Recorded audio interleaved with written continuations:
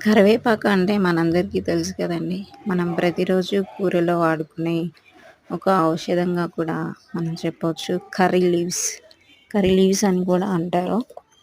ఈ కరివేపాకులో మనకి ముఖ్యంగా వచ్చేసి విటమిన్ ఏ, బి, సి దాంతో పాటు ఈ కూడా మనకి పుష్కలంగా లభిస్తుంది.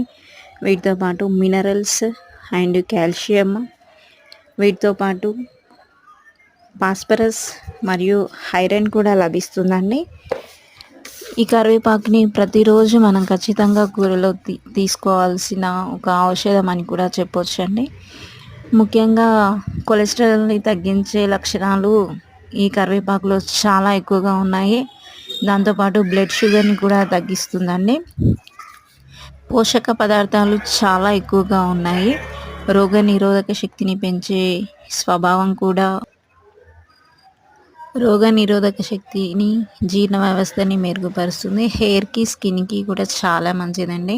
ఇంకా ఈ కరివేపాకు గురించి పూర్తి డీటెయిల్స్ కోసం నా నెక్స్ట్ వీడియోలో మీరు చూడండి.